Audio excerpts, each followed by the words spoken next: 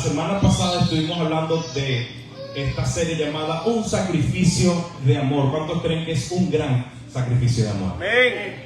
El día de hoy estaremos hablando de nuestra segunda parte, y es que la semana pasada, quiero hacer un breve repaso, hablamos de ese sacrificio que hizo Jesús, quien voluntariamente, esto es muy importante que lo sepamos, quien voluntariamente se entregó a sí mismo, voluntariamente vino el rescate nuestro. Él mismo dijo: voy por ellos, ¿saben qué? Aquí voy yo, voy a salvarlos, voy a rescatarlos, porque el pecado y la iniquidad del ser humano estaba totalmente dañando toda la tierra. Ya precisamente nos había dañado desde el mismo momento de la caída. Por lo tanto, Cristo dijo: los voy a salvar. Y se sacrificó por nosotros, se entregó allí en la cruz del Calvario por ti y por mí, y tuvo los peores padecimientos, como lo vimos, tanto internamente en su alma, en su espíritu, y no solamente internamente sino externamente recibe ese castigo totalmente inmerecido, porque el que no cometió pecado por nosotros se hizo pecado. Y ahora no solamente que se entrega en ese sacrificio en la cruz del Calvario, muere, pero también dijo que al tercer día resucitaría, y así mismo ocurrió. Por lo tanto, este es un evento espectacular lo que estamos a punto de describir. Y el día de hoy quiero mencionarte, vamos con la siguiente por favor, quiero mencionarte lo siguiente: la resurrección es el evento más importante de toda la historia. Definitivamente conectada con el sacrificio en la cruz del Calvario, entonces la resurrección se convierte en ese evento más importante de toda la historia. Y ya vamos a ver el porqué. Hay muchas cosas interesantes que quiero que el día de hoy abras tu corazón, abras tu mente, para poder comprender que la resurrección es mucho más grande de lo que nosotros nos imaginamos. Y vamos a estar viendo una serie de pasajes bíblicos, vamos a estar viendo una serie de cosas, y que aquí donde estamos vamos a hacer esta oración para pedirle al Espíritu Santo que sea grabando en nuestra mente, en nuestro corazón, todo esto que Él hizo por nosotros. Amén. Vamos a orar. Padre, en el nombre de Jesús, gracias te damos por tu sacrificio, pero también por tu resurrección. Gracias, Dios. En esta hora abrimos nuestra mente y nuestro corazón para recibir, Señor, la palabra de Dios. Que nuestro corazón sea el mejor terreno para que tu semilla entre en nosotros y produzca el mejor fruto. Te damos gracias en el nombre de Jesús. Amén y amén. Gloria a Dios.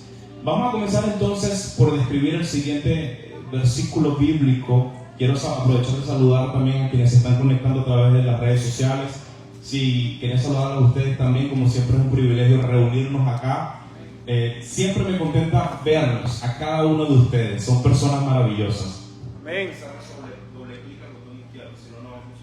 Me disculpan.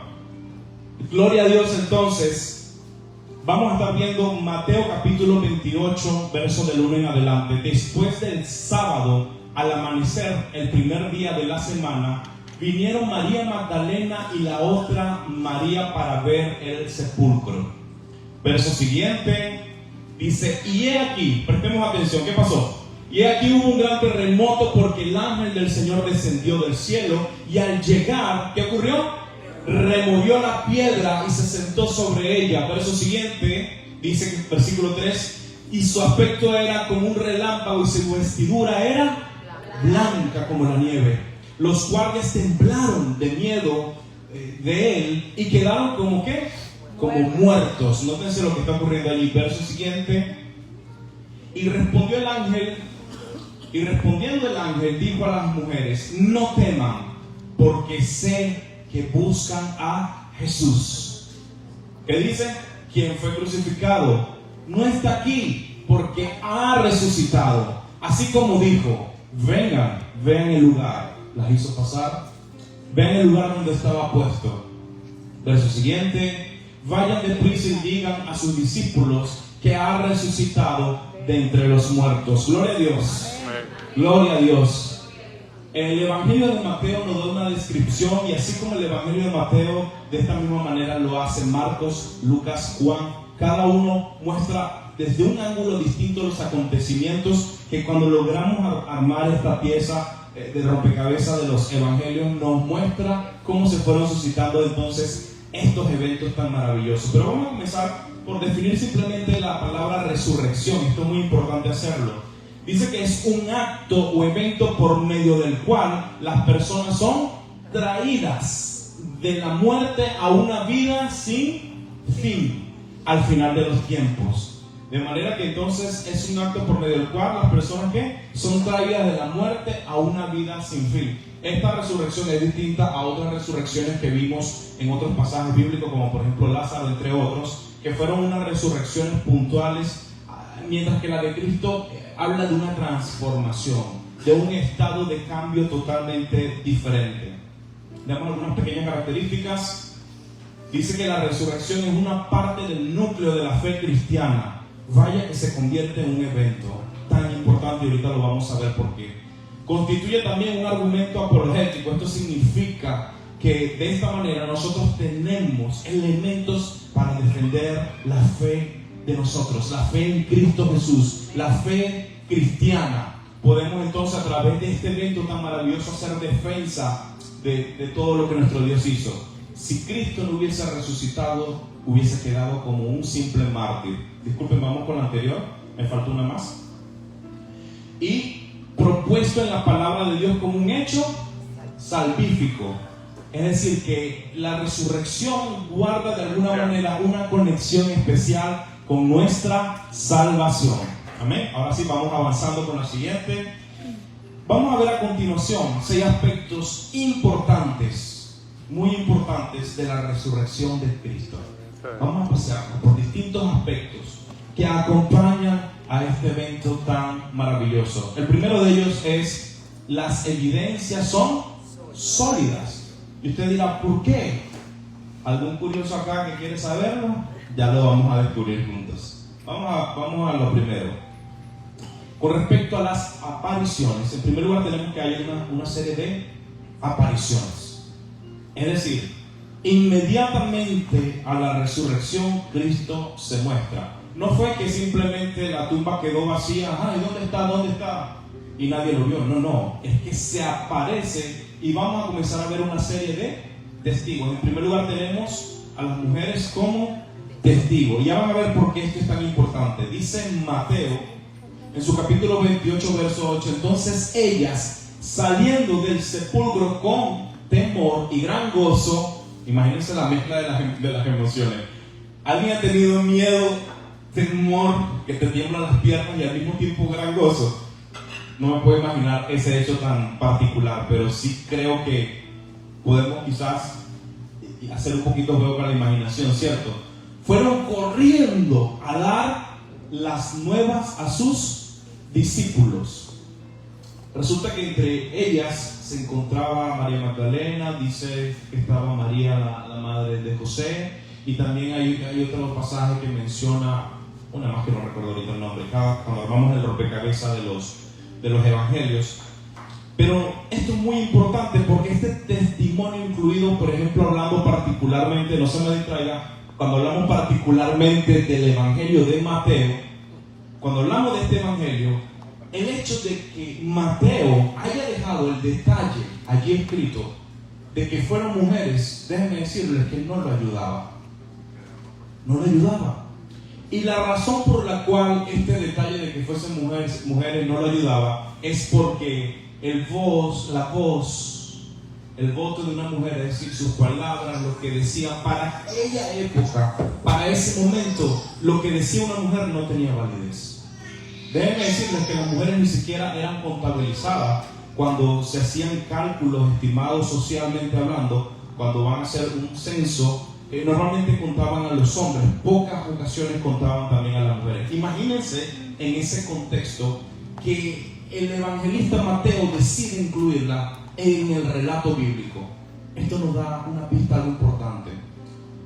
Si la resurrección hubiese sido una mentira, si la resurrección hubiese sido algo que los discípulos hubiesen inventado, créanme, no hubiesen puesto como testigo a mujeres. Hubiesen buscado testigos que para la sociedad fuesen válidos. Porque así era mentira, busca construir para engañar. Pero como era verdad lo que había ocurrido, este evangelista dijo exactamente lo que había pasado. Por lo tanto, tenía que incluir en el relato a las damas. Por lo tanto, sí, ellas lo vieron. Esa es la verdad. Y por esa razón, Mateo decide incluirla. Ahora bien, no solamente durante las apariciones aparecen a ellas, sino que también, vamos con la siguiente frase, disculpen. Dice que, resumimos, Mateo señala entonces que las mujeres fueron las primeras testigos oculares porque esa era la verdad. Gloria a Dios. Lo siguiente que tenemos es que en cuanto al testimonio de los apóstoles y de los discípulos como testigos, vamos a ver lo siguiente.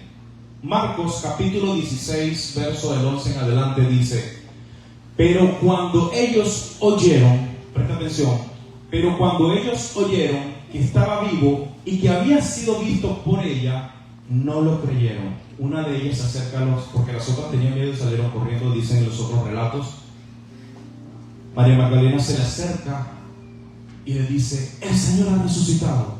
Fíjense lo que dice, que ellos no le creyeron. Después apareció en otra forma a dos de ellos que iban camino hacia el campo. Verso siguiente: ellos fueron y lo anunciaron a los demás, pero tampoco a ellos le creyeron. Es decir, primero se le aparecen las damas, después se le aparecen a dos que iban camino a otra ruta. Tiene una larga conversación con ellos, se come algo con ellos, y en ese momento sus ojos fueron abiertos y se dieron cuenta que era Jesús. Pero yo no me quiero adelantar porque ya vamos a ver eso. Lo siguiente es en el verso 14: luego apareció a los 11 cuando estaban sentados a la mesa y les reprendió por su incredulidad y dureza de corazón, porque no habían creído a los que lo habían visto resucitado. Pero, y dirá alguno: ¿y qué evidencia es esta? ¿Cómo nos demuestra esto? ¿Qué nos dice este mensaje? ¿Qué nos dice este relato? Hay algo interesante. Fíjense que los apóstoles y los discípulos dicen que no creían. No creían. Estaban en modo incrédulo. Tenían miedo porque habían visto el sufrimiento de su Señor. Ellos mismos con sus propios ojos habían visto agonizar a Cristo en el castigo, en ese día del dolor que hizo Jesús en el recorrido hasta el Gólgota. Todo esto ellos percibieron de cerca y fueron testigos de todo lo que había ocurrido. Ellos sabían que si ellos declaraban que Jesús había resucitado, ¿usted sabe qué iba a pasar con ellos? Inmediatamente tendrían que morir. Y déjenme decirles que ellos no eran tan valientes como nosotros pensamos. Cuando dice el relato que ellos no creían, ellos también tenían miedo. En pocas palabras, eran unos cobardes. Esa es la realidad. Ahora, ¿cómo ya después que Cristo se les aparece? Quiero hacerle la siguiente pregunta. Si ellos tenían miedo y estaban como estaban, ¿ustedes creen que ellos habían muerto por algo que sabían que era una mentira? Ya después que sus ojos lo vieron. Que no lo creían al principio a las mujeres, no le creían a nosotros los que iban de camino, pero ya después que lo vieron con sus propios ojos, ellos sabían que esta era la gran verdad. No había manera de ocultar tal evento. No había manera de poder decir: ¿sabes qué? Yo no lo vi, o lo contrario. No podían negar lo que sus propios ojos habían visto. Por lo tanto, esto nos llama la atención, ya que esto nos da a entender cómo estas personas de repente tuvieron un valor y tuvieron valentía. Repito, ellos sabían que iban a morir por causa precisamente de estos acontecimientos, de que habían visto a Cristo. Ellos sabían que estaban en peligro de morir. Pero les pregunto, ¿habrían muerto ellos por esta mentira? No había manera de que esto ocurriera. Ellos sabían, por lo tanto, que era una gran verdad. Lo siguiente que vamos a ver a continuación es el hecho de la piedra removida. Presta atención, la piedra removida. Esta era una piedra que no pesaba unos poquitos kilos. Unas poquitas, ¿cómo se llama? Libras. No. Estamos hablando de una piedra mega pesada, en gran manera. ¿Cómo sabremos esto? Miren, el relato de Marcos, capítulo 15, verso 46, nos habla de que José de Arimatea va y le pide a Poncio Pilato el cuerpo de nuestro Señor cuando había muerto. Dice que vamos a quedarnos en ese verso.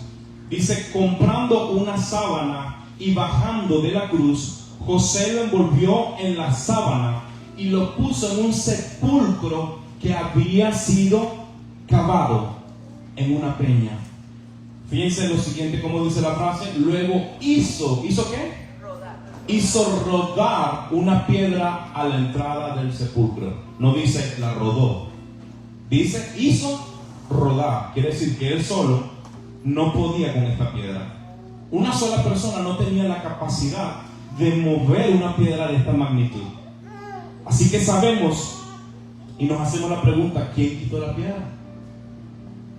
Los enemigos, para hacer desaparecer el cadáver, no les convenía. Los enemigos de nuestro Señor sabían exactamente lo que iba a pasar, porque sabían que Jesús había dicho que iba a resucitar. Eso lo tenían ellos claro.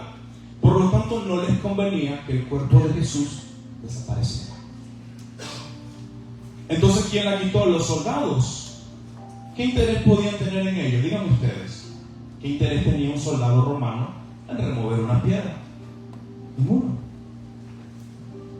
Los discípulos, aparte de lo dicho que mencionamos ahorita, ¿cómo pudieron hacerlo sin que los guardias se enterasen y se opusiesen? ¿Cómo lo iban a hacer? Déjenme decirle que ellos se aseguraron. Cuando digo ellos, me refiero al concilio, al Sanedrín. Habla con Poncio Pilato, que es el prefecto romano encargado de la región de Judea, y le dice: mire, este hombre en vida dijo que resucitaría al tercer día. Ellos se acordaron de las palabras de Jesús. Por lo tanto, envíen soldados para que estén a la puerta y para que se den cuenta de que no vaya a ser que estos locos seguidores de Jesús vayan y saquen el cuerpo y luego digan que resucitó. Por lo tanto, este sepulcro, este lugar de sepultura estaba fuertemente custodiado. Así que los discípulos, ¿cómo pudieron hacerlo sin que los guardias se enterasen? De hecho, en el relato más adelante, no lo tenemos acá, pero van los guardias a darle información de lo que había ocurrido, y concluimos entonces que fue el poder divino el que movió esa roca.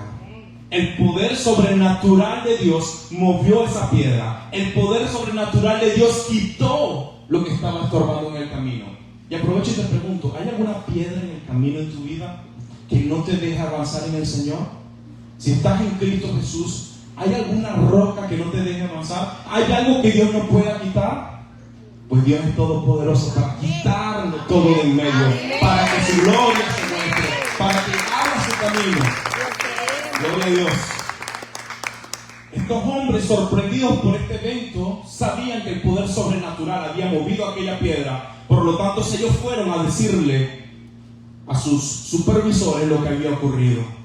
¿Y saben lo que ocurrió? Los sobornaron.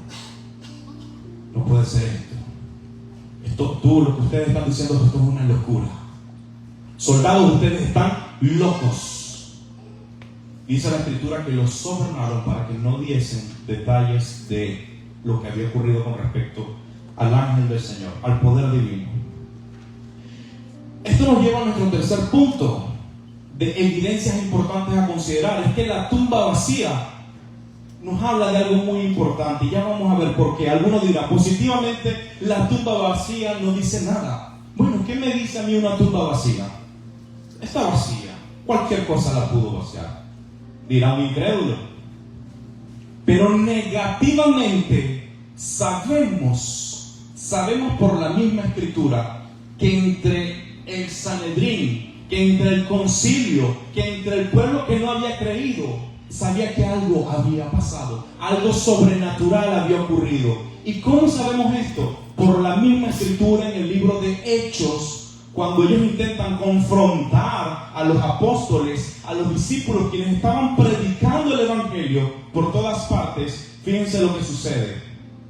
Hay una reunión, son detenidos Pedro y Juan, y miren lo que ocurre. Dice: en el presente caso les digo, apártense de estos hombres y déjenles ir, porque si este consejo es una obra, porque si este consejo o esta obra es de los hombres, será destruida. Se fue Gamaliel. Vamos con el siguiente, por favor. Fueron persuadidos por Gamaliel. Hago una pausa. ¿Quién era Gamaliel? Gamaliel era un judío muy instruido en la ley, un hombre respetable entre el concilio, un hombre que tenía un grado de autoridad.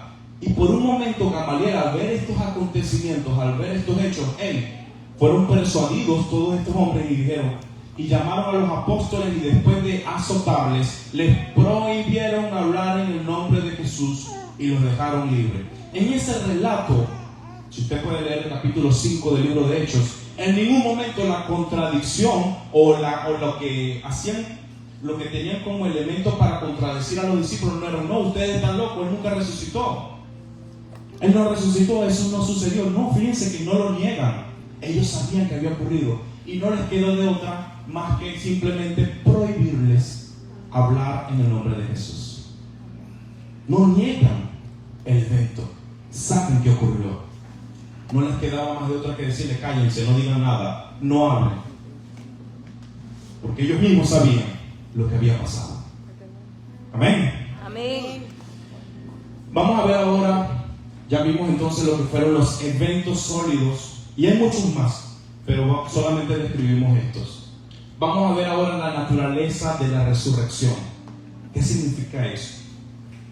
Como mencionamos al principio el concepto de resurrección, nos dimos cuenta que es el estado o el evento por medio del cual una persona es traída de la muerte a la vida sin fin, es decir, a la vida eterna.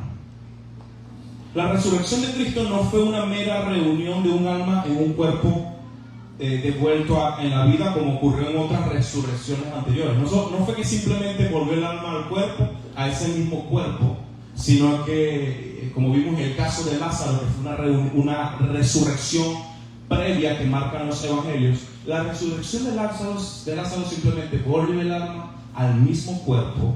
Su cuerpo es rehabilitado y vuelve a la vida. En el caso de Jesús, la resurrección vuelve a un cuerpo transformado, un cuerpo distinto, un cuerpo que no es igual al que nosotros tenemos actualmente. ¿Cómo sabemos esto? ¿Cómo nosotros podemos decir que era un cuerpo distinto? Pues claro, la palabra de Dios en varios pasajes, en los relatos de los evangelios, nos da a entender este mensaje. Veamos lo que dice Juan capítulo 19 verso 20, y dice: al anochecer de aquel día, presta atención, dice que al anochecer de aquel día, el primero de la semana, y estando las puertas cerradas. ¿Cómo estaban las puertas? Cerradas. ¿Cómo estaban las puertas? Cerradas. En el lugar donde los discípulos se reunían, por miedo, fíjense que tenían miedo, por miedo a los judíos, Jesús entró, se puso en medio de ellos y le dijo: paz a ustedes.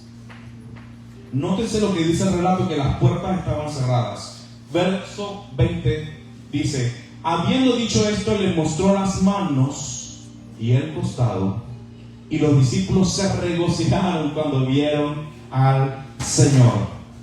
Tomás era el único que no estaba en este relato, no estaba presente. Y luego más adelante, Juan capítulo 20 verso 27 dice: luego dijo a Tomás: pon tu dedo aquí y mira mis manos, pon acá tu mano y métela. Fíjense que dice: métela en mi costado y no seas incrédulo sino creyente. Por lo tanto, al ver algunas de estas características, hay varias cosas que llaman la atención del cuerpo de Cristo. ¿Cómo entró a un lugar que estaba cerrado si estos hombres estaban ahí metidos, encuevados, con el miedo hasta morir? Con candados, ahí metidos. Sabían que los judíos estaban buscando para matarlos también, posiblemente. Sabían que sus vidas estaban en riesgo. Sabían que sus vidas corrían peligro. Y ahí encerraditos en ese lugar, tristes, tristes, llorando, apagados, aparece nuestro Señor. ¿Por dónde entró Jesús? Su cuerpo glorificado tiene la capacidad de que entraba y salía cuando las puertas aún estaban cerradas. Es un cuerpo real, pero es un cuerpo que tiene la capacidad de atravesar la materia. No me pregunte cómo, no soy científico, pero este es lo que nos demuestra la Escritura. El cuerpo glorificado tiene la capacidad, de alguna manera, que quizás nos cueste entender, de atravesar la materia, de atravesar paredes, de atravesar sitios cerrados. Y no solamente eso, también en otro de los pasajes se les aparecían, algunos no sabían quién era, tenían duda. También esto los evangelios nos dan algunos relatos. Pero sabemos que se hacía visible e invisible a su voluntad.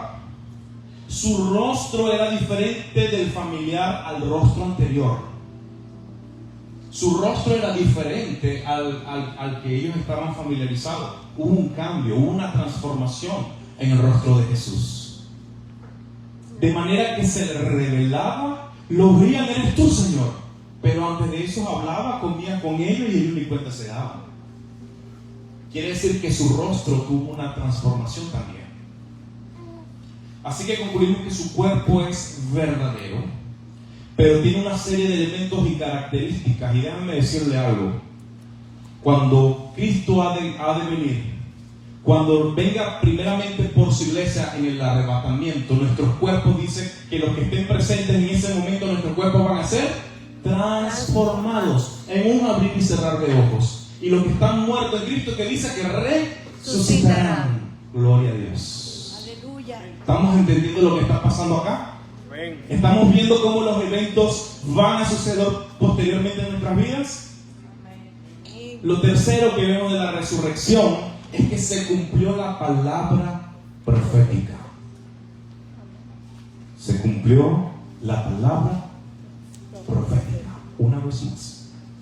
Dice el Salmo capítulo 16, verso 10. Pues no dejará, nótese que dice un salmo: no dejarás mi alma en el Seol, ni permitirás que tu santo vea corrupción. Este salmo fue escrito por David 1000 años antes. Y había quedado en memoria de los fariseos, de los eruditos, de los que estudiaban la Torá, de los que estudiaban la ley judía, de los que estudiaban todos los elementos. ¿Y quién será este?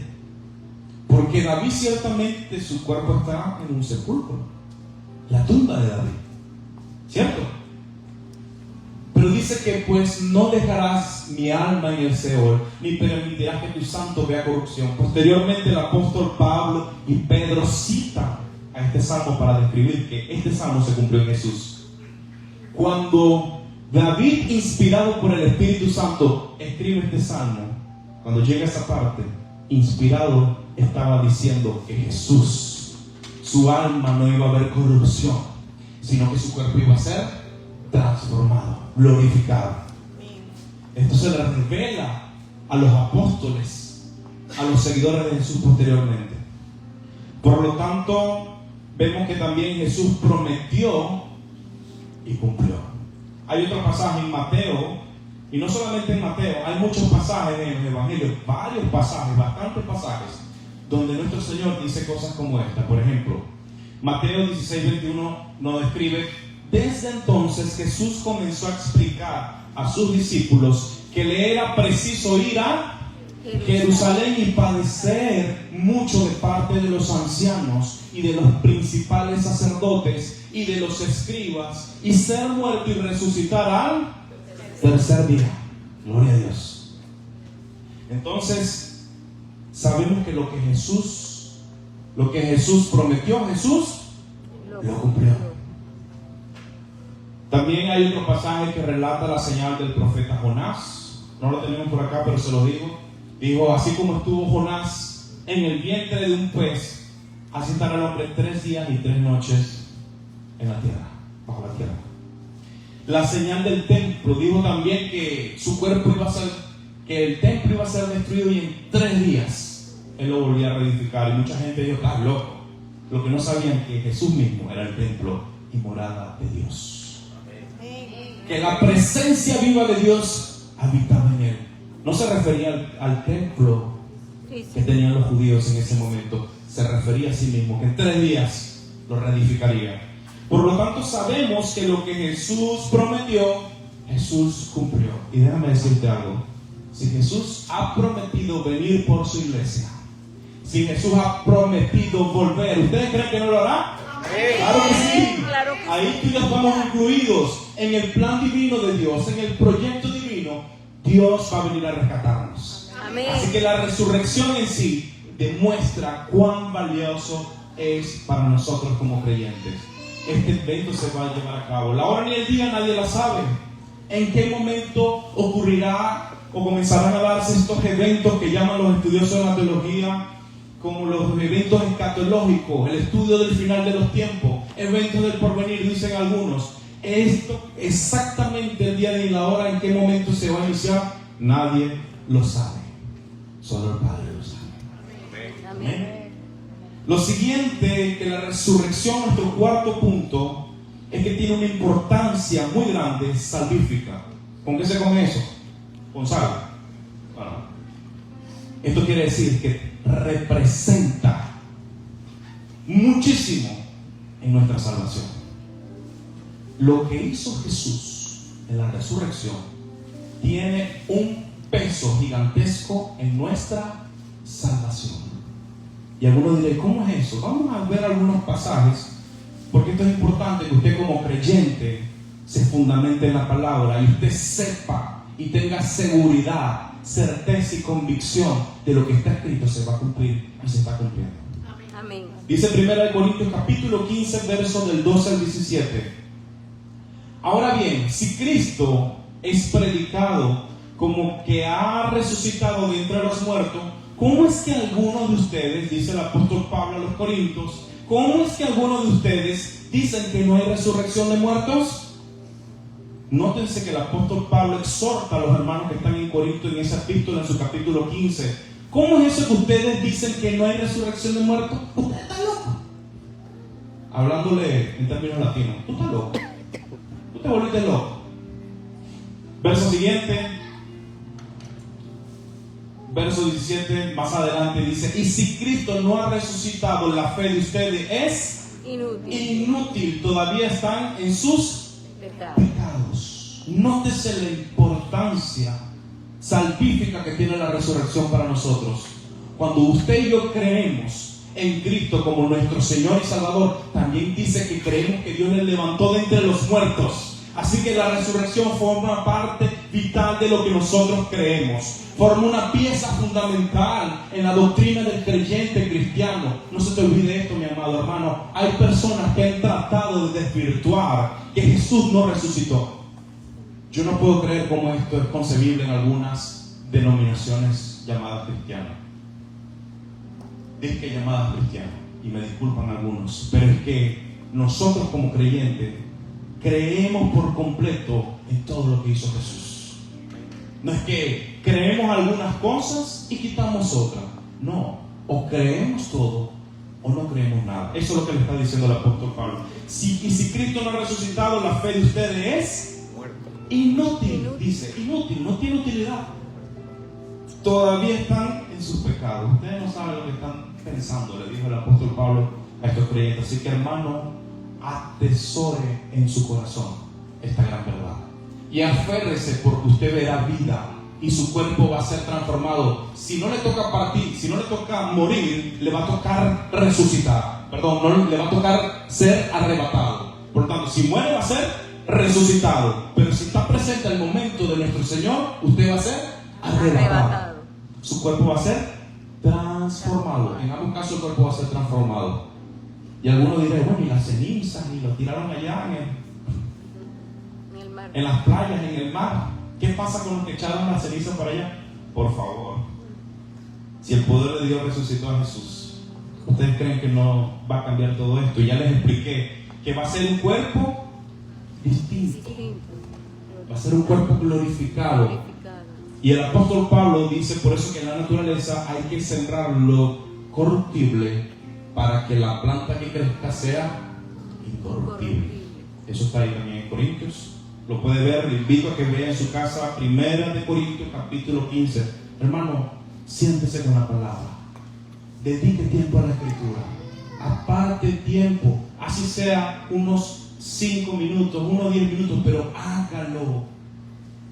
O usted se levanta y no se cepilla, o usted se levanta y no desayuna. Bueno, habrán algunos que ayunan. O usted se levanta y pasa 40 días que no come.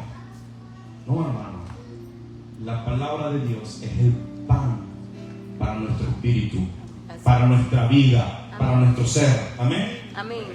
Romanos dice capítulo 4 versos 24-25. Hermano, estamos hablando de principios del creyente. Dice: los que creemos en Dios, que resucitó de entre los muertos a Jesús nuestro Señor, quien fue entregado por causa de nuestras transgresiones y resucitado para nuestra justificación. Repita esta última parte conmigo. Y resucitado, repita conmigo. Y resucitado para nuestra justificación. Por lo tanto, la obra redentora se complementa no solo con el sacrificio, donde se expía, donde viene el elemento expiatorio de los pecados, sino que se complementa con la resurrección, porque por medio de esa resurrección usted y yo somos justificados. ¡Wow! ¡Gloria a Dios! ¡Aleluya! La redención completa del ser humano solo se alcanzó después de la resurrección de Jesús. A través de esta resurrección Jesús nos justifica ante el Padre. ¿Y cómo es esto que me justifica? Mire, nosotros no teníamos justificación. No teníamos manera por nuestros propios medios de salvarnos. No había forma de que nosotros hiciéramos piruetas espirituales, ni que nos pongamos con las chapitas o las tapitas de rodillas ahí, de esas que ustedes saben, de esas que usan las botellas que puyan, o que ponga piedras y usted se hinque de las piedras. Ay, Señor, estoy pagando aquí, Señor, los pecados. Hermano, déjeme decirle algo, ya Jesús lo pagó todo. Amén. Jesús pagó todo en la cruz del Calvario. De pronto alguno dirá: me quiero arrodillar. Está bien, hermano, arrodíllese, es un acto de humillación, está bien, pero entienda que eso no le salva. Entienda que, bueno, me quiero poner aquí, me quiero hincar, yo quiero, no sé, bueno, está bien, si quiere usted hágalo, hermano, pero entienda que ya Cristo lo hizo. Usted no tiene por qué hacer más nada, porque nuestros actos no son salvos por nuestras acciones. Dice la palabra que no es por nuestras obras, sino que es por medio de la fe que somos justificados. Amén. Amén. La fe es creer. Crea también en la resurrección. Amén. Gloria a Dios. Romanos capítulo 6, versos del 4 al 5. Ya con esto cerramos el aspecto salvífico. Miren la importancia incluso del tema que vamos a mencionar. Pues por el bautismo, repito, pues por el bautismo fuimos sepultados juntamente con Él en la muerte. ¿Qué ocurre en el bautismo? Cuando bajamos a las aguas, somos sepultados juntamente con Él en la muerte, para que así como Cristo fue resucitado de entre los muertos por la gloria del Padre, así también nosotros andemos en novedad de vida eterna. Hermano, yo no estoy diciendo que el bautismo en sí le salve, porque el bautismo en sí no salva, pero el bautismo es un acto de obediencia que todo creyente en Jesucristo tenemos que hacer. Y quiero aprovechar de motivarlos a la importancia, a la implicación. Fíjense la implicación desde el punto de vista bíblico que tiene la resurrección de Cristo. Hermano, te quiero animar que si aún no te has bautizado, como un acto de obediencia, lo hagas, lo puedas hacer. Porque eso significa que representa en un acto de obediencia que estamos sepultados juntamente con Cristo y somos resucitados en Él al salir de las aguas. Así que, hermano, te animo, si no has tenido la oportunidad de hacerlo, hágalo. Al final de nosotros acérquese y conversemos sobre esto. Lo siguiente, hermanos, y creo que lo más importante, es la victoria sobre la muerte. Repito, nuestro siguiente punto, vamos con la siguiente, es la victoria.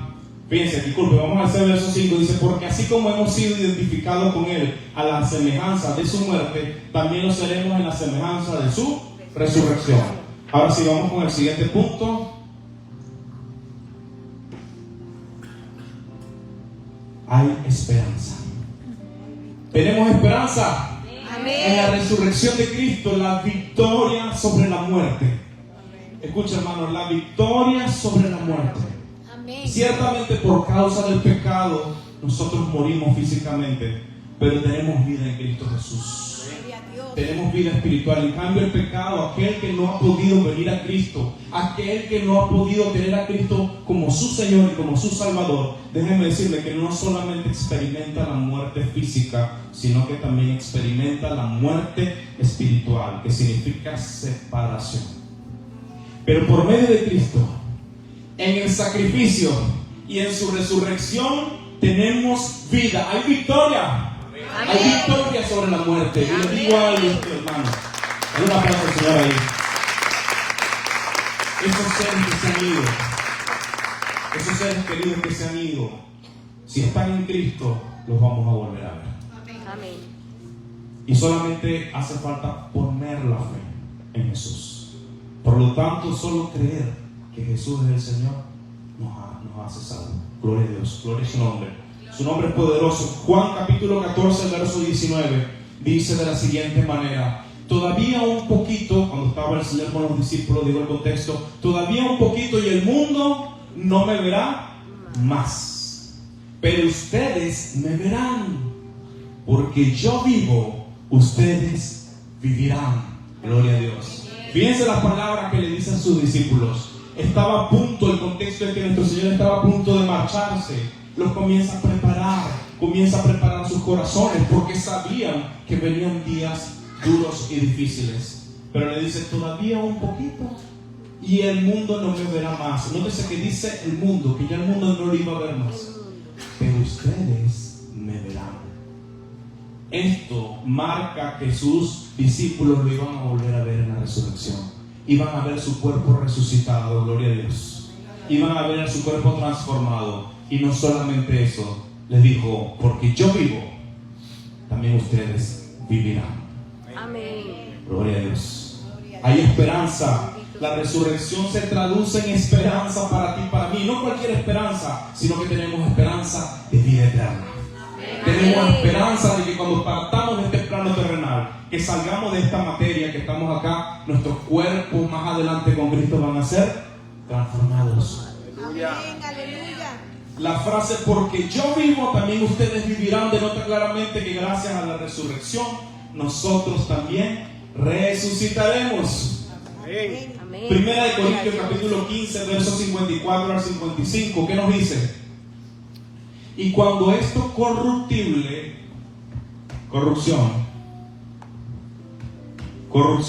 carne, cuando esto corruptible se vista de incorrupción y esto mortal se vista de inmortalidad, entonces se cumplirá la palabra que está escrita: sorbida es la muerte en victoria. Y dice Pablo esta frase que la cantamos al principio, verso 55, que dice: ¿dónde está, oh muerte, tu victoria? ¿Dónde está, oh muerte, tu aguijón? ¿Dónde está, muerte? ¿Dónde está la muerte y la victoria de la muerte? En Cristo. En Cristo Jesús ya tenemos la victoria. Traspasamos la muerte. Amén. Ya no moriremos jamás, sino que estaremos eternamente con Él. Amén. Gloria a Dios. Gloria a Dios. Si quieren dar un aplauso al Señor, dale. Quiero decir que tenemos esperanza. Tenemos esperanza. Amén. Gloria a Dios. Jesús volvió a prometer y Jesús cumplirá. Jesús prometió y cumplió. Jesús volvió a prometer y cumplirá. Amén. Así que créanle, Lo creemos. porque Él vive, nosotros viviremos. Amén. El siguiente punto, número 6. Tenemos combustible para predicar el Evangelio. Tenemos combustible para predicar el Evangelio. Miren, cuando Cristo resucita, estos hombres, discípulos, como les dije, tenían miedo, estaban incrédulos, estaban ahí encerrados, corriendo, escondiéndose. Los discípulos de Cristo se estaban escondiendo, pero cuando Cristo resucita, algo pasó en ellos. Algo sucedió en la vida de estos hombres. Estos hombres, algo cambió. Algo sucedió dentro de ellos que dijeron: vamos a ir a predicar el mensaje, porque lo que nuestros ojos han visto es verdad, porque lo hemos visto y no lo podemos negar. Y si tenemos que entregar nuestra vida por lo que hemos visto, lo haremos. Por lo tanto, la resurrección forma una parte vital en la predicación del Evangelio. Estos hombres arriesgaron sus vidas. Ellos no vivieron como nosotros vivimos. Ellos vivieron en condiciones económicas limitadas. Tenían escasez. Algunos de ellos pasaron hambre. Algunos de ellos pasaron necesidades. Y aún así, ni la lluvia, ni el viento, ni la adversidad, ni el peligro de muerte los limitó, sino que ellos salieron y predicaron el Evangelio. Por lo tanto, la resurrección los impulsó. Y te pregunto, ¿la resurrección de Cristo te impulsa? Amén. Pues déjame decirte que también es motivo para impulsarnos. También es razón para que tú y yo vayamos y le prediquemos a otros. Así es. Queridos hermanos, hay personas afuera que ahorita en este momento están separados de Dios.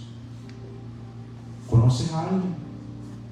Hay personas en este mismo momento que pueden estar vivos biológicamente hablando, pero muertos espiritualmente hablando.